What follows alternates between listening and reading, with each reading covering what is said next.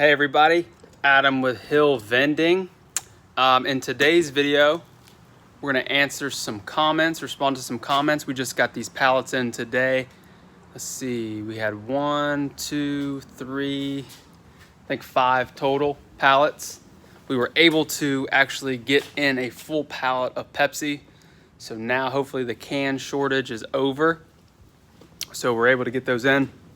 But the 3 comments that from the latest videos that I'm going to be answering are living visions. When you go to a location, what should you bring with you? So there's a number of things that you need when you go to a location, but I'm going to go over 3 must-have items that you need when you are going to a location to try and get the account. So I'm going to go over that. I'm trying to get the lighting here going a little bit crazy. Another one. How much do you pay Walmart for a commission to have a machine? We have one machine at a Walmart out in front, right when you go in the entrance there. It's actually all water bottles in that machine. If you're watching the replay, you can drop your comments and I will get to them in the next video. If I don't, post it again. If you're new, Adam with Hill Vending, Tampa Bay, Florida, 120 vending machines. Responding to this week's comments. So the question was, how much do you pay Walmart for your commissions? I'm going to go into that. And then finally, Raymond. Most vending machines sell snacks for $1.25. Hospitals that I know sell them for $2 or $2.25. So I'm going to go into pricing a little bit on the machines. If you see, if there's a topic of a video you want to see, if you want to see more cash collection, if you want to see more product versus, drop in the comments what you would like to see and can make some more videos about that. But just before we get into those questions, the good sign that we were able to get full pallets in, hopefully that means that the can shortage that Coke, Pepsi, and all these distributors have been going through is over.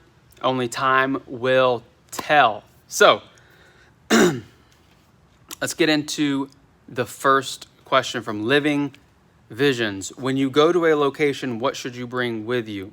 Okay, I'm going to go over 3. There's numerous things that you need to have with you, but I'll just do 3 right now. The first thing is you need to have a positive attitude. A lot of people get overwhelmed when they go and do sales in general. It's not that big of a deal, guys. You're just going out talking to locations to see if they have vending machines and see if they're happy. Don't put too much pressure on yourself to try and close the deal that day, okay? And the links are down below if you want the full course on how to get a location, or the ebook, all that's down below. But basically, it all starts with a positive attitude. If you go in thinking you're not going to get the location or thinking it's going to be too hard, it is going to be too hard. So that's what I would recommend. Number 1 is you have to have your attitude right. Be in the right headspace when you're in there. So number 2 is you need some kind of literature, some kind of flyer, some kind of brochure that has your name, has your contact information, something tangible that you can leave. The bigger, the better in some cases. So a business card, a little business card. Problem with that is people throw it on their desk and they lose it. It's not really memorable. So if you can have something different that differentiates yourself, go ahead and try and pick that up. You know, if you have a trifold brochure, or if there's something through Vistaprint, there's different things you can print, or different items that you can buy that you can leave with people. Even if it's a little pin or if it's a little trinket, people are less likely to throw it away because they're going to remember you. So that's number 2, is you want to have some kind of brochure or some kind of flyer or something that you can leave with that person that you talk to, even if they shut you down and say that they're not interested. So that's number 2. And then number 3, a lot of people don't think about this. Not that this is the most important thing to bring, but you need to make sure that you have a tape measure.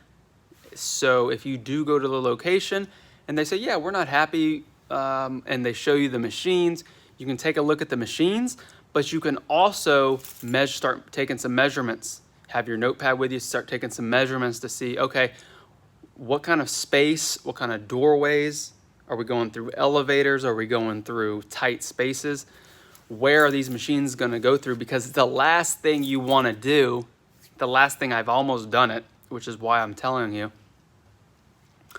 is get the account, buy the machine, and the machine will not fit through the doorway. If you've had that experience or know someone who has, leave it in the comments. Let me know what happened, because that is a terrible feeling. That is a terrible feeling when you buy a machine, you're all ready to go, and then it won't fit through the door. It won't fit through the doorway. So now that's the three things. So again, the three things, this is for Living Vision's comment: a tape measure, brochure, flyer, and a positive attitude. There's more, but those are in our courses down below. And if you want me to go into more detail or not sure about what I said, ask another question and I'll try to clear that up in another video. So the next question, Mr. Moore, I think, said this. I can't read my own writing. I'm like a doctor. How much does Hill Vending pay Walmart for commission? So we do have a machine that sells Zephyr Hills 20-ounce bottle water in front of Walmart. You know, the bank of machines that are in Walmart, that have Coke, Pepsi, water. They have some claw machines, some arcade machines. So we do have a machine that sells water there. And it's not really, you think it would do more, but really Coke and Pepsi, I think, use those machines as kind of a loss leader, because they sell them here in the Tampa Bay area for 50 cents a can. Now, granted, I'm sure Coke and Pepsi can get that product for pennies compared to what we have to pay for it as a vendor, but 50 cents a can. So you can't really compete with them there.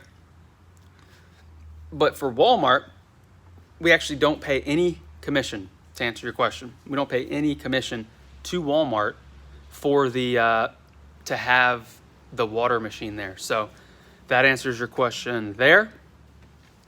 And Raymond, finally, most vending machines sell snacks for $1.25. Hospitals sell for $2.25. Yeah, overall, I would say the pricing of your machines, of your accounts, has a lot to do with location, similar to kind of real estate. Location, location, location. So you want to make sure that your pricing matches where you are. If you're in Disney World, you can get more for a can than you can at a blue collar factory where they're going to be more price sensitive. So yeah, pricing is a part of the game, and that's what you have to do. You have to match your pricing to the location. So awesome. If you have any more questions, drop them in the comments. If you're interested in the ebook, courses, or guides, we have that down below too. But until next time, keep your drinks cold and your snacks fresh.